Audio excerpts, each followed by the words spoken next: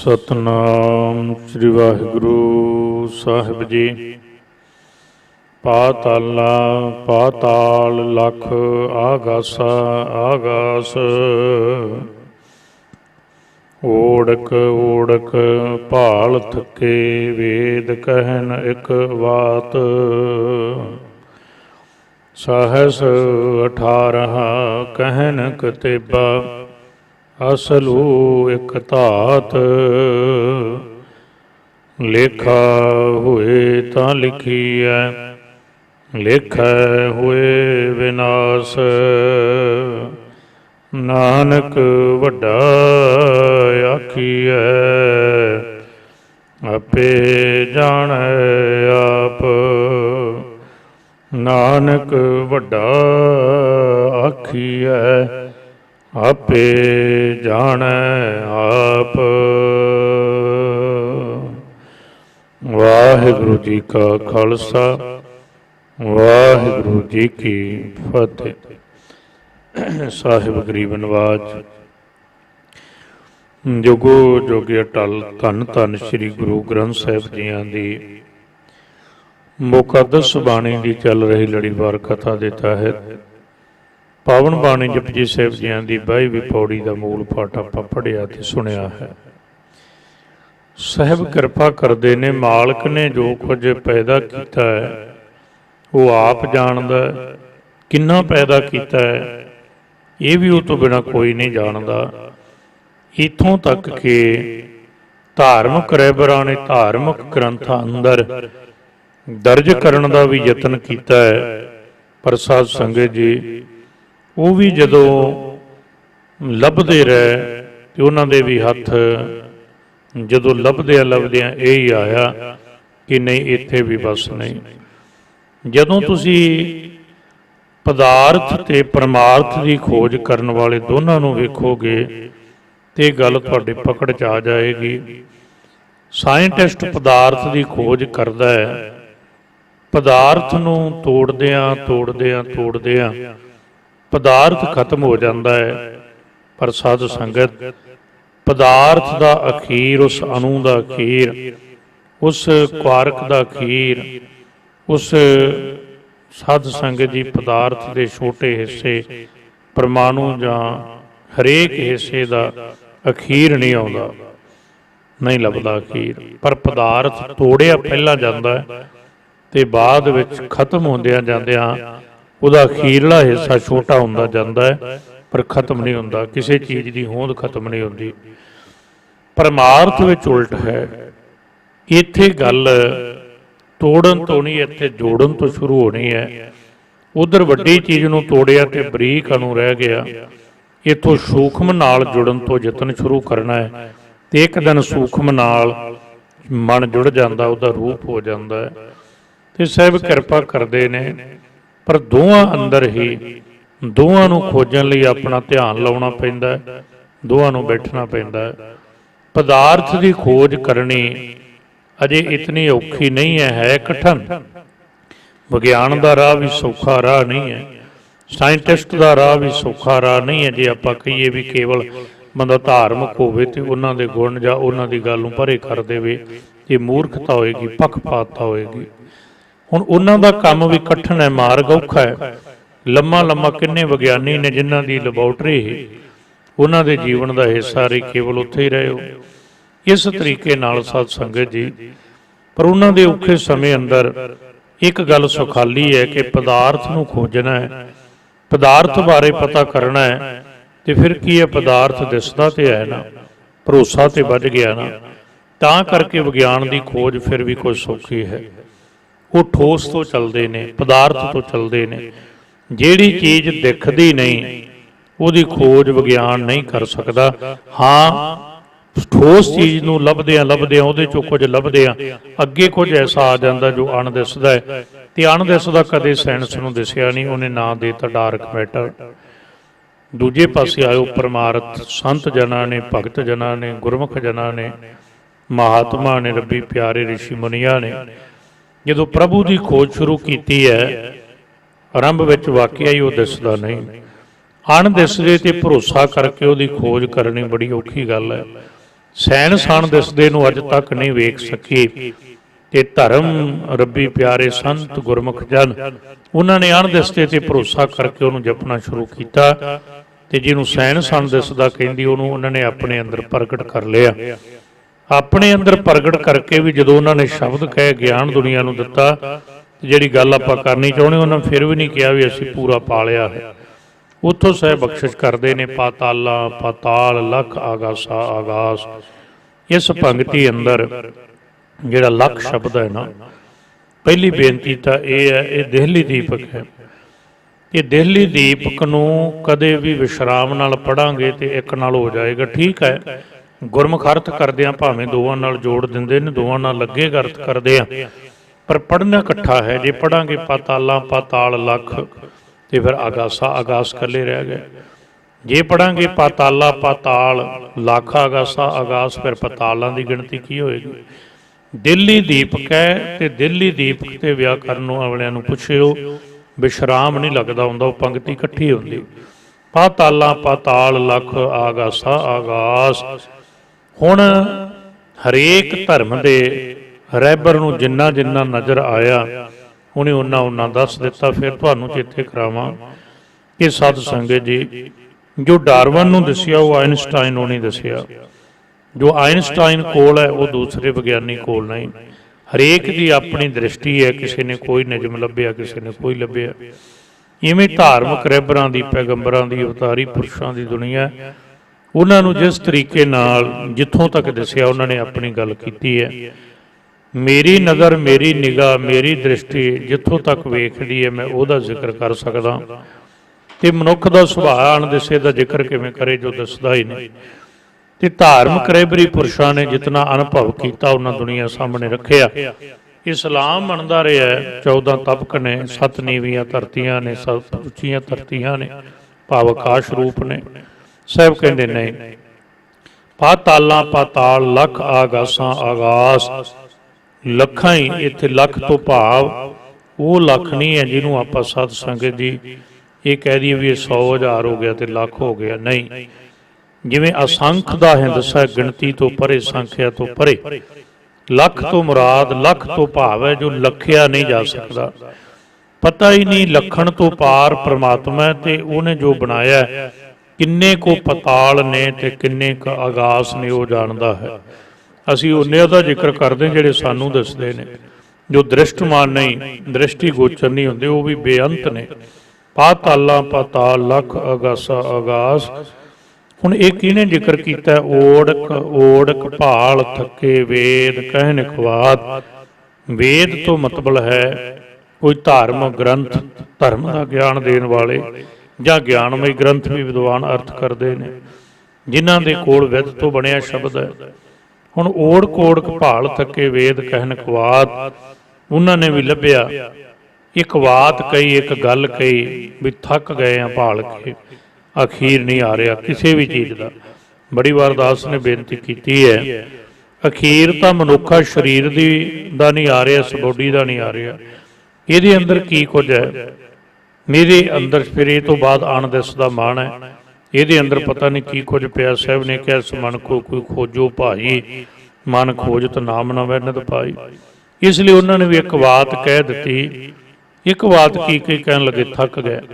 ਤੇ ਆਪ ਗੁਰੂ ਗ੍ਰੰਥ ਸਾਹਿਬ ਦੀ ਬਾਣੀ 'ਚ ਪੜ੍ਹ ਸਕਦੇ ਹੋ ਕਿ ਆਪਣੇ ਨਾਲ ਕੁਟੰਬ ਨੂੰ ਲੈ ਕੇ ਬ੍ਰਹਮਾ ਨੇ ਕੀ ਕੀਤਾ ਹੈ। ਸਤਿਗੁਰੂ ਕਹਿੰਦੇ ਬ੍ਰਹਮਾ ਭਾਲਣ ਸ੍ਰਿਸ਼ਟ ਗਿਆ, ਉਹਨੇ ਯਤਨ ਕੀਤਾ ਸ੍ਰਿਸ਼ਟੀ ਅੰਦਰ ਪ੍ਰਭੂ ਨੂੰ ਲੱਭਣ ਦਾ। ਤੇ ਉਹਨੇ ਵੀ ਕਹਿ ਦਿੱਤਾ ਇੱਕ ਦਿਨ, ਨੇਤੀ ਨੇਤੀ ਨੇਤੀ, ਹੋਰ ਅੱਗੇ ਹੈ, ਹੋਰ ਅੱਗੇ, ਇਹ ਵੀ ਨਹੀਂ, ਇਹ ਵੀ ਨਹੀਂ। ਭਾਵ ਜੋ ਲੱਭਿਆ ਇਹ ਅਖੀਰ ਨਹੀਂ, ਜੋ ਲੱਭਿਆ ਇਹ ਅਖੀਰ ਨਹੀਂ। ਲੱਭਦੇ ਜਾਓਗੇ, ਭਾਵੇਂ ਪਦਾਰਥ ਲੱਭਣ ਵਾਲਾ ਲੱਭੇ। ਵੇਖੋ ਗੱਲ ਦੋਵਾਂ ਦੀ ਰਲ ਜਾਏਗੀ ਜੇ ਸਮਝੀਏ। ਪਦਾਰਥ ਲੱਭਣ ਵਾਲੇ ਵੀ ਲੱਭ ਰਹੇ ਹੈ, ਲੱਭਦੇ ਰਹਿਣਗੇ, ਅਖੀਰ ਨਹੀਂ ਆਇਆ। ਪਰਮਾਰਥ ਲੱਭਣ ਵਾਲੇ ਵੀ ਉਹਦੇ ਬਾਰੇ ਲੱਭਣ ਤੁਰੇ, ਮਿਲਣ ਲਈ ਗਏ। ਤੇ ਜਿਵੇਂ ਨੂਣ ਦੀ ਢੇਲੀ ਹੈ, ਜਿਹੜੀ ਨੂਣ ਦੀ ਡਲੀ ਹੈ, ਸਮੁੰਦਰ ਦਾ ਅੰਤ ਲੱਭਣ ਜਾਏ ਤੇ ਲੱਭਦਿਆਂ ਉਹਦੇ ਵਿੱਚ ਰਲ ਜਾਏਗੀ। ਇਵੇਂ ਜਦੋਂ ਕੋਈ ਪਰਮਾਰਥੀ ਖੋਜ ਕਰਦਾ, ਪ੍ਰਭੂ ਦੀ ਖੋਜ ਕਰਦਾ, ਉਹਦੇ ਵਿੱਚ ਲੀਨ ਹੋ ਜਾਂਦਾ ਹੈ ਤੇ ਪਦਾਰਥ ਦੀ ਖੋਜ ਕਰਨ ਵਾਲਾ ਵੀ ਅੰਤ ਨਹੀਂ ਪਾ ਸਕਦਾ ਤੇ ਨਾ ਪਾ ਸਕਿਆ। ਸਹਿਸੇ 18 ਕਹਿਨ ਕਤੇਬਾ ਅਸਲੂ ਇਕ ਧਾਤ। 4 ਕਿਤਾਬਾਂ ਸਲਾਮਤ ਤੇ ਆਪ ਜਾਣਦੇ ਹੋ ਮੰਨੀਆਂ ਗਈਆਂ ਨੇ। ਅੰਜੀਲ ਹੈ, ਕੁਰਾਨ ਹੈ, ਤੌਰੇਤ ਹੈ, ਜੰਬੂਰ ਹੈ। ਇਹ 4 ਕਿਤਾਬਾਂ ਨੇ। ਕਿਤਾਬ ਤੋਂ ਸ਼ਬਦ ਬਣਿਆ ਹੈ ਸ਼ਾਇਦ ਕਿਤਾਬ, ਕਿਤਾਬ ਰੂਪ। ਹੁਣ ਚਾਰਾਂ ਅੰਦਰ ਇਸਲਾਮ ਨੇ ਮੰਨਿਆ ਕਿ ਮਾਲਕ ਪ੍ਰਮਾਤਮਾ ਨੇ 18,000 ਆਲਮ ਬਣਾਏ ਨੇ। ਸਾਹਸ ਕਹੀਏ 1000, 18,000। ਹੁਣ ਨਾ ਜੀ ਧਰਮਾਂ ਅੰਦਰ ਮਥਾਲੋਜੀ ਦੀ ਵੀ ਬੜੀ ਮਹਾਨਤਾ ਹੁੰਦੀ ਹੈ ਤੇ ਗੁਰੂ ਗ੍ਰੰਥ ਸਾਹਿਬ ਨੇ ਜਿਹੜੇ ਹਵਾਲੇ ਰੱਖੇ ਨੇ, ਭਾਵੇਂ ਉਹ ਇਤਿਹਾਸਕ ਹੋਣ, ਮਥਾਲੋਜੀ ਦੇ ਹੋਣ, ਪਰ ਉਹ ਬੜਾ ਮਹਿਨਾ ਰੱਖਦੇ ਨੇ। ਤੇ ਹੁਣ ਇਹਨਾਂ ਨੂੰ ਅਸੀਂ ਕਿੱਥੇ ਕੱਢਾਂਗੇ ਜਿਹੜੇ ਕਹਿੰਦੇ ਜੀ ਇੱਦਾਂ ਕਿਉਂ ਕਹਿਦਾ ਜੀ, ਮਿੱਝ ਦੀ ਗੱਲ ਕਿਉਂ ਕੀਤੀ ਜੀ, ਮੇਦਨੀ ਦੀ ਗੱਲ ਕਿਉਂ ਕੀਤੀ ਜੀ। ਗੁਰੂ ਗ੍ਰੰਥ ਸਾਹਿਬ ਦੇ ਪ੍ਰਮਾਣ ਕਿੱਥੇ ਰੱਖਾਂਗੇ। ਸਹਿਸ 18 ਹੈ, 18,000 ਜਿਹੜੇ ਆਲਮ ਨੇ ਬਣਾਏ ਨੇ, 18,000 ਜਿਹੜੇ ਇਲਮ ਨੇ ਗਿਆਨ ਲਈ ਬਣਾਏ ਨੇ। ਕਹਿਨ ਕਿਤਾਬਾਂ ਅਸਲੂ ਇੱਕ ਧਾਤ। ਅਸਲੂ ਕਈ ਅਰਬੀ ਦਾ ਸ਼ਬਦ ਅਸੂਲਨ। ਅਸੂਲਨ ਮਾਲਕ ਪ੍ਰਮਾਤਮਾ ਇੱਕ ਤੋਂ ਹੀ ਸਭ ਕੁਝ ਪੈਦਾ ਹੋਇਆ, ਉਹੀ ਸਭ ਕੁਝ ਦਾ ਕਰਤਾ ਹੈ। ਲੇਖਾ ਹੋਏ ਤਾਂ ਲਿਖੀ ਹੈ, ਲੇਖਿਆ ਹੋਏ ਵਿਨਾਸ਼। ਉਹਦੀ ਗਿਣਤੀ ਲੱਖਣ ਵਿੱਚ ਨਹੀਂ ਆਉਂਦੀ। ਰੰਭ ਵਾਲੀ ਪੰਕਤੀ ਨੂੰ ਚੇਤੇ ਰੱਖਿਓ। ਪਾਤਾਲਾ ਪਾਤਾਲਾ ਕਾਗਾਸਾ ਗਾਸ। ਲੱਖ ਤੋਂ ਮੁਰਾਦ ਭਾਵ ਹੈ ਨਾ ਲਿਖਿਆ ਜਾਣ ਵਾਲਾ। ਸਾਹਿਬ ਕਹਿੰਦੇ ਲੇਖੇ ਵਿੱਚ ਆਉਂਦਾ ਹੋਵੇ ਤਾਂ ਲਿਖੀਏ ਨਾ, ਲੇਖਿਆ ਹੋਏ ਵਿਨਾਸ਼। ਹੁਣ ਦੋ ਅਰਥ ਵਿਦਵਾਨਾਂ ਨੇ ਕੀਤੇ ਨੇ। ਪਹਿਲਾ ਪੰਕਤੀ ਨਾਲ ਜੋੜੀਏ, ਲੇਖਾ ਹੋਏ ਤਾਂ ਲਿਖੀਏ, ਲੇਖੇ ਵਿੱਚ ਹੋਏ ਤਾਂ ਲਿਖੀਏ। ਲੇਖਾ ਹੋਏ ਵਿਨਾਸ਼, ਜਦੋਂ ਪਰਮਾਤਮਾ ਦੀ ਗੱਲ ਚੱਲਦੀ ਹੈ ਸਾਰੇ ਲੇਖੇ ਵਿਣਸ ਜਾਂਦੇ ਨੇ, ਵਿਣਸ ਜਾਂਦੇ ਨੇ, ਖਤਮ ਹੋ ਜਾਂਦੇ ਆ, ਉਹਨਾਂ ਦਾ ਵਿਨਾਸ਼ ਹੋ ਜਾਂਦਾ। ਕਿਉਂ? ਕਿਉਂਕਿ ਉਹਦੀ ਕੋਈ ਗੱਲ ਲੇਖੇ ਵਿੱਚ ਆਉਂਦੀ ਨਹੀਂ, ਉਹਦੀ ਕੋਈ ਗੱਲ ਗਿਣਤੀ ਮਿਣਤੀ ਤੋਲਣ ਵਿੱਚ ਆਉਂਦੀ ਨਹੀਂ। ਉਹਦੀ ਹਰ ਬਖਸ਼ਿਸ਼ ਗਿਣਤੀ ਮਿਣਤੀ ਤੋਲ ਤੋਂ ਪਰੇ ਹੈ। ਲੇਖੇ ਹੋਏ ਵਿਨਾਸ਼। ਦੂਜੇ ਅਰਥ ਵਿਦਵਾਨ ਕਰਦੇ ਨੇ ਜੋ ਲੇਖੇ ਵਿੱਚ ਆਉਂਦਾ ਉਹ ਤਾਂ ਵਿਣਸ ਜਾਂਦਾ ਹੈ। ਲੇਖੇ ਵਿੱਚ ਕੀ ਆਉਂਦਾ? ਸਰੀਰ ਨੂੰ ਚਲੋ ਲੇਖੇ ਚ ਲਾ ਲਓ ਵੀ 70 ਸਾਲ ਜੇ ਹੋਇਆ ਤੇ ਵਿਣਸ ਗਿਆ, ਲੇਖੇ ਚ ਆ ਗਿਆ। ਜੋ ਗਿਣਤੀ ਵਿੱਚ ਆਇਆ ਉਹ ਵੀ ਵਿਣਸ ਜਾਂਦਾ ਹੈ। ਤੇ ਪ੍ਰਭੂ ਦਾ ਬਣਾਇਆ ਹੋਇਆ ਸਭ ਕੁਝ ਤੇ ਪ੍ਰਮਾਤਮਾ ਆਪ ਲੇਖੇ ਵਿੱਚ ਨਹੀਂ। ਲੇਖਾ ਹੋਏ ਤਾਂ ਲਿਖੀਏ, ਉਹਦਾ ਲੇਖਾ ਕਰ ਸਕੇ ਉਹਦੀ ਬਣਤਰ ਦਾ ਤਾਂ ਲਿਖੀ ਹੈ ਨਾ। ਲੇਖੇ ਹੋਏ ਵਿਨਾਸ਼। ਸਾਧ ਸੰਗਤ ਜੀ ਉਹਦੇ ਤੇ ਆ ਕੇ ਸਾਰੇ ਲੇਖੇ ਲਿਖਣ ਅੰਗ ਹਿੰਦਸੇ ਗਣਿਤ ਸ਼ਾਸਤਰ ਸਭ ਕੁਝ ਵਿਣਸ ਜਾਂਦਾ ਹੈ। ਨਾਨਕ ਵੱਡਾ ਆਖੀਐ ਆਪੇ ਜਾਣੈ ਆਪ। ਸਾਹਿਬ ਕਹਿੰਦੇ ਉਹ ਮਾਲਕ ਪ੍ਰਮਾਤਮਾ ਇੰਨਾ ਵੱਡਾ, ਉਹਨੂੰ ਆਖੀਏ, ਉਹਦੇ ਨਾਲ ਜੁੜੀਏ। ਉਹ ਇੰਨਾ ਸਮਰੱਥ ਹੈ, ਆਪੇ ਜਾਣੈ ਆਪ। ਜਿਹਨੂੰ ਅਸੀਂ ਵੱਡਾ ਕਹਿੰਦੇ ਉਹ ਕਿੰਨਾ ਕੁ ਵੱਡਾ ਹੈ, ਉਹ ਆਪਣੇ ਆਪ ਹੀ ਇਹ ਗੱਲ ਜਾਣਦਾ ਸੀ, ਇਹ ਵੀ ਨਹੀਂ ਜਾਣਦਾ। 23ਵੀਂ ਪੌੜੀ ਅੰਦਰ ਸਾਹਿਬ ਕਿਰਪਾ ਕਰਦੇ ਨੇ, ਸਾਲਾਹੀ ਸਾਲਾਹ ਏਤੀ ਸੁਰਤ ਨਾ ਪਾਈ ਆ। ਮਨੁੱਖ ਦਾ ਸੁਭਾਅ ਹੈ ਕਹਿਣ ਲੱਗੇ ਸਲਾਹੀ ਸਲਾਹ। ਪ੍ਰਭੂ ਦੀ ਸਿਫਤੋ ਸਲਾਹ ਕਰਕੇ ਵੀ ਏਤੀ ਸੁਰਤ ਨਾ ਪਾਈ ਆ। ਮਨੁੱਖ ਨੂੰ ਉਹਦੇ ਬਾਰੇ ਥੋੜਾ ਵੀ ਨਹੀਂ ਪਤਾ ਲੱਗ ਸਕਿਆ, ਰੰਚਕ ਮਾਤਰ ਵੀ ਨਹੀਂ ਪਤਾ ਲੱਗ ਸਕਿਆ। ਨਦੀਆ ਤੈ ਵਾਹ ਪਵਹਿ ਸਮੁੰਦ ਨਾ ਜਾਣੀਐ। ਸਤ ਸੰਗਤ ਜੀ ਕੀ ਨਹੀਂ ਪਤਾ ਲੱਗ ਸਕਿਆ। ਸਿਫਤ ਸਲਾਹ ਕਰਨ ਵਾਲਾ ਉਹਦੇ ਚ ਲੀਨ ਹੋ ਜਾਂਦਾ ਹੈ, ਉਹ ਆ ਕੇ ਉਹਦੇ ਬਾਰੇ ਦੱਸ ਨਹੀਂ ਸਕਦਾ। ਅੱਜ ਤੇ ਲੋਕ ਇਹ ਕਹਿੰਦੇ ਨਾ ਜੀ ਵੇਖੋ ਕੋਈ ਤੇ ਪੰਕਤੀ ਦਾ ਆਧਾਰ ਕਰ ਲਿਆ ਜਾਂਦਾ, ਗੁਰੂ ਗ੍ਰੰਥ ਸਾਹਿਬ ਦੀ ਬਾਣੀ ਦੀ ਪੰਕਤੀ ਨੂੰ ਆਧਾਰ ਬਣਾ ਕੇ ਵੀ ਨਾਨਕ ਏਵ ਨਾ ਜਾਪਈ ਫਿਰ ਕਿੱਥੇ ਜਾਏ ਸਮਾਏ। ਇਹ ਸੋਚੀਏ ਨਹੀਂ ਉਹ ਕਿਹੜੇ ਪ੍ਰਕਰਨ ਦੀ ਪੰਕਤੀ ਆਈ, ਕਿੱਥੋਂ ਉਹਦਾ ਭਾਵ ਕੀ ਹੈ, ਕਿਹੜੇ ਸੰਦਰਭ 'ਚ ਉਚਾਰੀ ਹੈ, ਕਿਹਨੂੰ ਸੰਬੋਧਨ ਕੀਤਾ, ਕੀ ਉਥਾਨਕ ਹੈ, ਕੁਝ ਨਹੀਂ ਸਮਝਿਆ। ਇਵੇਂ ਹੀ ਕਿਹਾ ਜਾਂਦਾ ਵੀ ਮੁੜ ਕੇ ਕਿਸੇ ਨੇ ਦੱਸਿਆ ਜੀ ਗੁਰੂ ਗ੍ਰੰਥ ਸਾਹਿਬ ਕਹਿੰਦੇ ਯਾਦ ਰੱਖ, ਜਿਵੇਂ ਇੱਕ ਨਦੀ ਦਰਿਆ ਵਿੱਚ ਪੈ ਕੇ ਆਪਣਾ ਨਾਂ ਤੇ ਆਪਣਾ ਥਾਂ ਮਿਟਾ ਦਿੰਦੀ ਹੈ, ਜੇ ਉਹ ਆਪਣਾ ਨਾਂ ਵੀ ਚੁੱਕੀ ਫਿਰਦੀ ਇਹਦਾ ਮਤਲਬ ਜੇ ਸਮੁੰਦਰ 'ਚ ਲੀਨ ਨਹੀਂ ਹੋਈ। ਪ੍ਰਭੂ ਦੀ ਸਿਫਤ ਸਲਾਹ ਕਰਨ ਵਾਲਾ ਜੇ ਆਪਣੀ ਹੋਂਦ ਵੀ ਜਤਾ ਰਿਹਾ ਇਹਦਾ ਮਤਲਬ ਜੇ ਪ੍ਰਭੂ ਦੀ ਪ੍ਰਾਪਤੀ ਨਹੀਂ ਹੋਈ।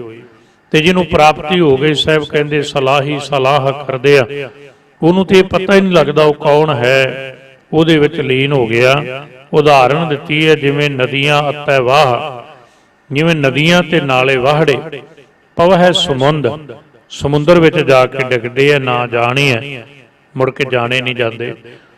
ਗੰਗਾ ਵੀ ਡਿੱਗਦੀ ਹੈ, ਜਮਨਾ ਵੀ ਡਿੱਗਦੀ ਹੋਏਗੀ, ਨਦੀਆਂ ਵੱਖਰੇ ਵੱਖਰੇ ਸਮੁੰਦਰਾਂ 'ਚ ਦਰਿਆਵਾਂ 'ਚ ਜਾ ਕੇ ਡਿੱਗਦੀਆਂ। पर याद रखियो मुड़ के जानिया नहीं जांदियां। किहड़ा गंगा का पानी है, किहड़ा जमुना का है, किहड़ा ब्यास का है, किहड़ा चनाब का है, किहड़ा झेलम का है, नहीं पता लगता। नदियां दरियावां च दरिया फिर समुद्रां च साहिब कहते लीन हो जाती है। नदिया अतै वाह पवे समुंद न जानिया है, समुंद साह सुल्तान गिरह सेती माल धन। कहन लगे जिहड़े लीन हो गए उन्हां दी अवस्था ते उपर वाली है, ते दूजा पासा ये है किसी बंदे कोल कोई समुंदर वर्गा शाह होवे, सुल्तान होवे, गिरहा सेती माल धन, पहाड़ां वांगू उहदे घरे माल धन होवे, हीरियां दी उहदे घरे गिणती ना होवे, पहाड़ लगे हो, धन दी उहदे घर गिणती ना होवे, परबतां वांगू पिया होवे, पर जे वो परमात्मा चेते ना आया, भाव जे उहनूं जप के उहदे च लीन ना होया, कीड़ी तुल ना होवनी जे तिस मन होना विसरै। साध संगत जी, जे मालक परमात्मा नाल कोई जुड़ जाए तो वह साध संगत जी एक पासे का हालात ये बयान किया है कि समुंदर वर्गा शाह होवे, सुल्तान होवे, पहाड़ां वर्गे हीरे मोती घरे होण, ते दूजे पासे कीड़ी तुल ना होवनी जे तिस मनो न विसरै। ते पहले दे अंदर रब दा चेता ना होवे किसी काम नहीं, पर दूजा पासा जिन्हों प्रभु चेते आ जाए, जिहदे मन चो विसरे ना। सतगुरु कहते मनो कीड़ी वर्गा भी होवे, कोई ना जानदा होवे, छोटा होवे, बहुता वड्डा धन संपता ना होवे, पर साध संगत जी मालक परमात्मा जी दे मन चो ना विसरदा होवे, एडा वड्डा बंदा वो छोटे बंदे दे सामने कुछ भी नहीं। भाव क्यों? क्योंकि वड्डे नाल जुड़ गया है। अगे 24वीं पौड़ी च बख्शिश करदे ने, अंत न सिफती कहन ना अंत। मालक परमात्मा दीयां सिफतां दा कोई अंत नहीं। बड़ी बार आपां समझिया बंदे दीयां सिफतां मुक जांदियां, एक करो, दो करो, चार मुक गईयां। ओहदियां सिफतां दा कोई था नहीं। अंत न सिफती कहन ना अंत, ते ना ही कहण विच ओहदा कोई अंत है, ना ओहदियां कोई सिफतां सलाह दा अंत है। उन्हें बनाया भी सब कुछ इस तरीके दा, ओहदियां किन्नियां कोई सिफतां करी, कहन ना अंत। वो कहण करके भी ओहदा कोई अंत नहीं आउंदा। सतगुरु दे आपां वचन पढ़ने आ कि जिन्ना कोई मर्जी उहनूं वड्डा वड्डा कहंदा रहे, वो वड्डा नहीं हुंदा, कह ना कवे घटदा नहीं। इसलिए वो ऐसा है, अंत न सिफती कहन ना अंत, अंत न करना है देन ना अंत। जो कुछ उहने कीता है इहदा कोई अंत नहीं। इत्थे एक प्रमाण होर ढुकवां दिया, बंदे ने अपने घर च पानी शुद्ध करना होवे, अंत ना करना है देन ना अंत। ਉਹਦੀ ਕਿਰਤ ਦਾ ਕੋਈ ਅੰਤ ਨਹੀਂ, ਅੰਤ ਨਾ ਕਰਨਾ। ਜੋ ਉਹਨੇ ਕੀਤਾ, ਜੋ ਉਹਨੇ ਕਿਰਤ ਰਚੀ, ਉਹਦਾ ਕੋਈ ਅੰਤ ਨਹੀਂ। ਪਾਣੀ ਸ਼ੁੱਧ ਕਰਨਾ ਹੋਵੇ, ਫਿਲਟਰ ਲਾਉਣੇ ਪੈਂਦੇ ਨੇ, ਮਾਇਆ ਖਰਚਦੇ ਆ, ਬਿਜਲੀ ਲੱਗਦੀ ਹੈ, ਉਹ 'ਚ ਪਾਣੀ ਛੱਡਣਾ ਪੈਂਦਾ, ਕਿੰਨਾ ਸਿਸਟਮ ਹੈ। ਤੇ 2-4 ਮਹੀਨਿਆਂ ਬਾਅਦ ਫਿਰ ਖਰਾਬ ਹੋ ਜਾਂਦਾ, ਫਿਰ ਸਾਫ਼ ਹੁੰਦਾ, ਸਾਲ 2 ਸਾਲ ਬਾਅਦ ਨਵਾਂ ਬਦਲਣਾ ਪੈਂਦਾ। ਮਾਲਕ ਨੇ ਪਹਿਲਾਂ ਸਮੁੰਦਰ ਅੰਦਰ ਪਾਣੀ ਪੈਦਾ ਕੀਤਾ, ਇੱਕ ਬੜਾ 3 ਹਿੱਸਾ ਤੁਸੀਂ ਜਾਣਦੇ ਹੋ ਸਾਧ ਸੰਗਤ ਜੀ। ਧਰਤੀ ਭਾਵ ਤੀਜਾ ਹਿੱਸਾ ਲਗਭਗ, ਤੇ 2 ਹਿੱਸੇ ਜਿਹੜਾ ਉਹ ਪਾਣੀ ਹੈ ਧਰਤੀ ਤੇ 67 ਤੋਂ 68% ਤੱਕ। ਪਰ ਜਦੋਂ ਆਪਾਂ ਵੇਖਾਂਗੇ ਗੁਰੂ ਗ੍ਰੰਥ ਸਾਹਿਬ ਜੀ ਦੇ ਇਹਨਾਂ ਬਚਨਾਂ ਦੇ ਮੁਤਾਬਕ ਸਮੁੰਦਰ ਖਾਰੇ ਬਣਾ ਦਿੱਤੇ ਨੇ ਤੇ ਸਮੁੰਦਰ ਹੀ ਮਿੱਠੇ ਬਣਾ ਦਿੰਦਾ। ਸਮੁੰਦਰ ਮਿੱਠੇ ਹੁੰਦੇ ਤੇ ਅੱਜ ਸ਼ਾਇਦ ਮਨੁੱਖ ਸਮੁੰਦਰਾਂ ਦੇ ਪਾਣੀ ਨੂੰ ਵੀ ਆਪਣੀ ਲੋੜਾਂ ਲਈ, ਆਪਣੇ ਵਪਾਰ ਲਈ ਭਰ ਭਰ ਕੇ ਬੋਤਲਾਂ ਵਰਤ ਦਿੰਦਾ। ਸਮੁੰਦਰ ਖਾਰਾ ਪਾਣੀ ਰੱਖਿਆ, ਮਨੁੱਖ ਨਜਾਇਜ਼ ਵਰਤੋਂ ਨਾ ਕਰੇ। ਤੇ ਦੂਜੀ ਗੱਲ, ਖਾਰਾ ਪਾਣੀ ਲੰਮੇ ਟਾਈਮ ਤੱਕ ਸੰਭਿਆ ਰਹਿੰਦਾ, ਖਰਾਬ ਨਹੀਂ ਹੁੰਦਾ।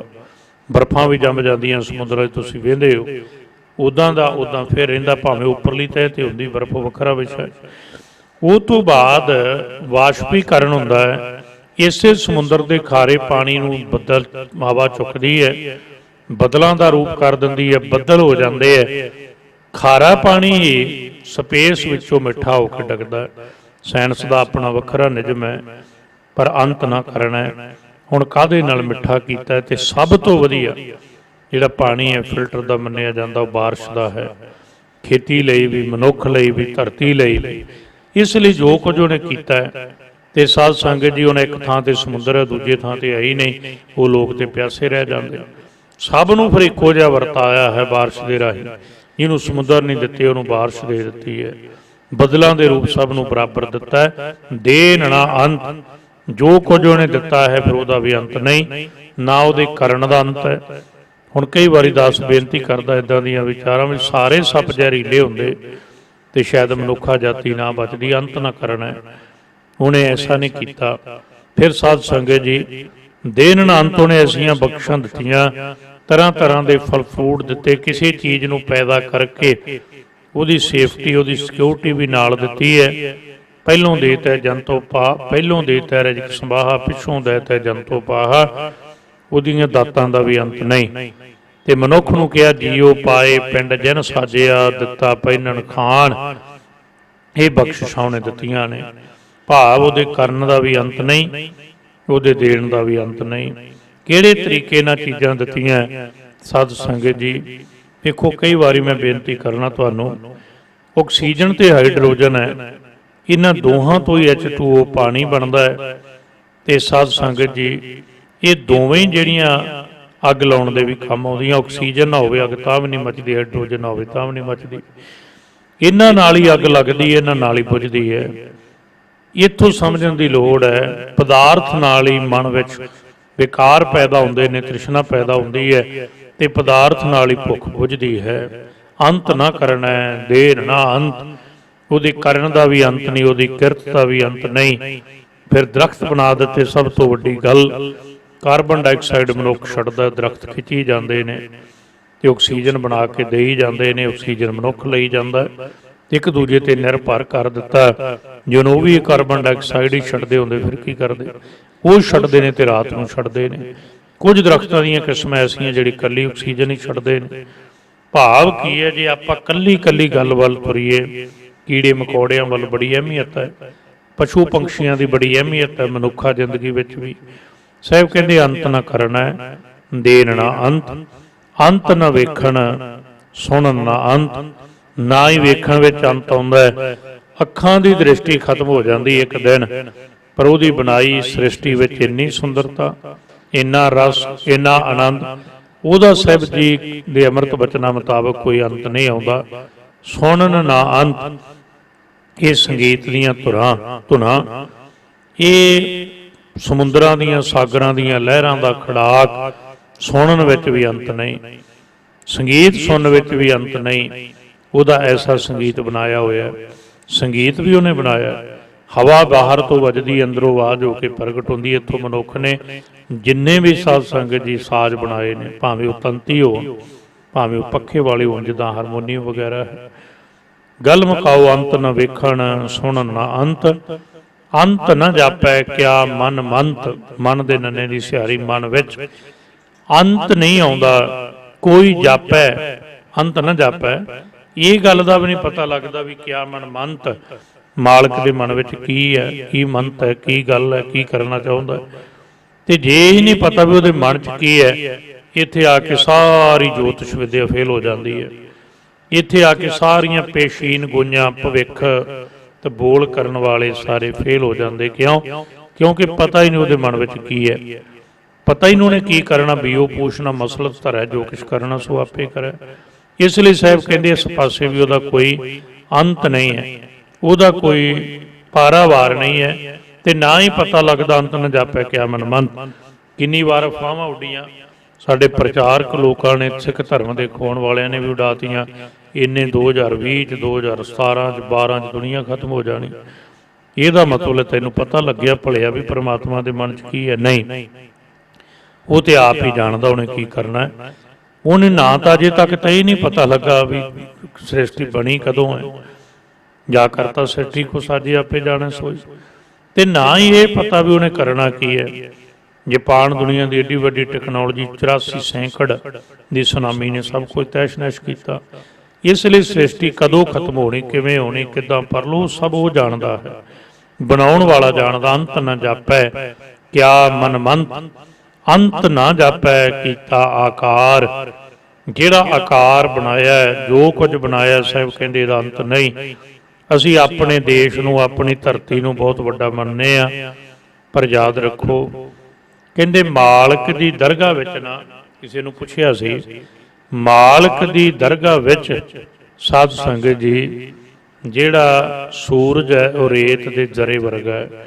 ਜਿਵੇਂ ਇੱਕ ਰੇਤ ਦਾ ਛੋਟਾ ਜਿਹਾ ਕਣ ਹੋਵੇ, मालिक की दरगाह के सामने इउं सूरज कि हुण सूरज के सामने धरती वेखो 13 ਲੱਖ धरतियां समाउंदियां दे कि धरती छोटा जिहा देश छोटा जिहा पिंड घर असीं की है कुछ भी नहीं ना मात्र कुछ भी नहीं कोई होंद नहीं।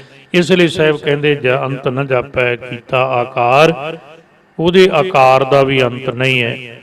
इन्ना कुछ वड्डे वड्डे पैदा कीते है ताकत बड़ी छोटी दिती है। इन्हें छोटे छोटे जीव पैदा कीते है ताकत बड़ी दिती है। हरेक नूं कोई गुण दिता है हरेक नूं कोई ना कोई गुण दे के प्रगट किया है। जे किसी विच उहने कोई हीनता रखी उहनूं गुण दे के उहनूं रिजक ते उहदी रखिया भी कीती है। आकार वाले पासे जाइए पशु पंछियां दी दुनिया पंछियां दी दुनिया फिर साध संग कीड़े मकौड़ियां दी दुनिया किसी आकार का कोई अंत नहीं।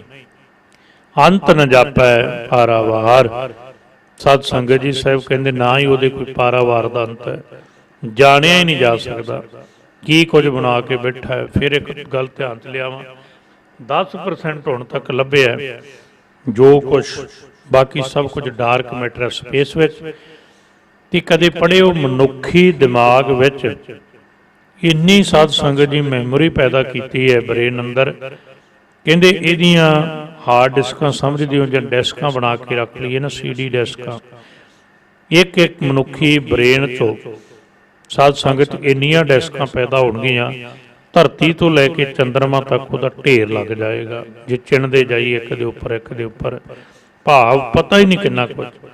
ये तुसीं सुणदे ही हो जिवें 10% बाहर मनुख ने पता लगाया 90% डार्क मैटर है तो ब्रेन के जिहड़े स्पैशलिस्ट ने जां उहदी कदे थ्योरी तुसीं पढ़िओ जिथों भी तुहानूं पुस्तकां मिल जां ऑनलाइन जिथों अवेलेबल होवे ते ब्रेन के सिस्टम नूं जदों पढ़ोगे तो वध तो वध 10 तो 15% आइनस्टाइन या बहुत वड्डे विग्यानी लोग उन्होंने अपने दिमाग की वरतों की है। बाकी सारे 1-2-3% वाले ने जिन्हें 10% तक वरत्या वड्डा विग्यानी हो गया महान ज्ञानी हो गया। तो जिहड़े भगत जाने उहदे च लीन हो गए उन्होंने तो हिरदे च ही उतर आया तां करके उहदा रूप हो गया उन्हों का भी कोई अंत नहीं आता हर का सेवकार ही जिहा हो जाता है।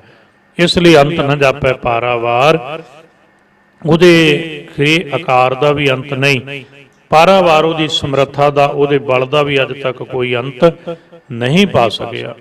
अंत कारण केते बिल लाहे ये नहीं है भी ਉਹਦੇ अंत पाउण ਦਾ ਕਿਸੇ ने यतन नहीं किया।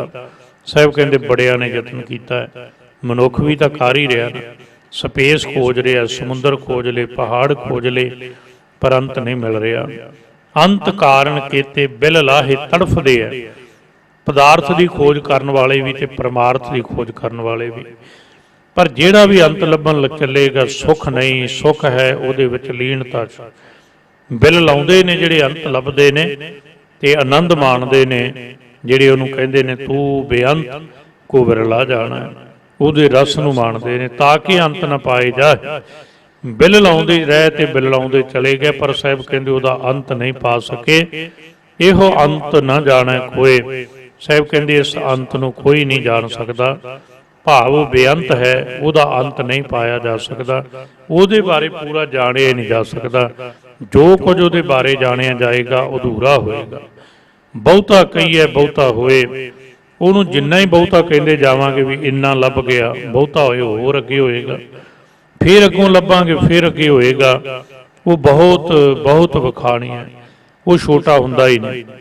बहुता कहीए बहुता होए वड्डा साहिब ऊंचा थाओ साहिब कहते साहिब वड्डा है मालिक वड्डा है ऊंचा थाओ उहदा स्थान उहदा टिकाणा बड़ा उच्चा है। भाव उच्चे तो भाव है भी वो पहुँच तो परे है वो अगम अगोचर है ज्ञान कर्म इंद्रियां तो बुद्धि तो भी परे है।